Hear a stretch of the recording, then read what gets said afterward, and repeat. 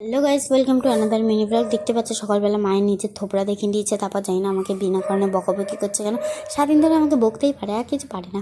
আর এখানে দেখো শিরো বিস্কুট খাওয়ার ভয়ে খাটের তলে গিয়ে ঢুকে ঘুমানোর নাটক করছে, কিন্তু আমাকেও চেনে না। আমি উপাস দিয়ে খোঁচা মেরে মেরে ওকে তুলে দেবো। আমরা সকালবেলা ব্রেকফাস্ট করিনি। সকালবেলার ব্রেকফাস্টে ছিল মাটন কষা, আর এখানে ছিল পরোটা।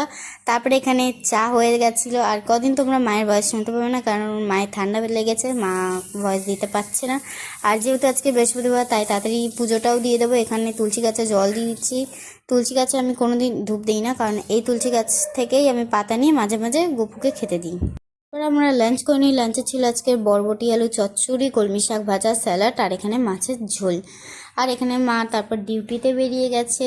আর মা যেহেতু এখানকার রাস্তা কিছুই চেনে না, তাই এখানে দাঁড়িয়ে খুঁজছিল কোন দিক দিয়ে যাবে না যাবে। আর এখানে দেখো স্টেশনে পৌঁছে গেছে। পিছনে ওয়েদারটা দেখেছো কত সুন্দর হাওয়া দিচ্ছে। আর মায়ের চুলে যেন কেউ কারেন্ট শট দিয়েছে এরকম হয়ে গেছে। আর এখানে তারপর চিকেন নিতে চলে এসেছিলো। আর জানি না বাড়িতে থাকলে বাইরে থাকলে যেখানেই থাকুক না কেন, কিছু না কিছু মুখে দিয়ে সারাদিন কী সব চিবিয়ে থাকে, চিবোতেই থাকে চিবোতে থাকে, কী খায় ভগবান জানে।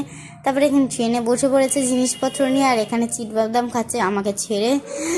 এই প্রতিশোধ আমি তুলবো। তোমরা সাবস্ক্রাইব করো, তাহলে প্রতিশোধের ভিডিওটা আমি তোমাদেরকে দেখাবো। হি হি হি হি।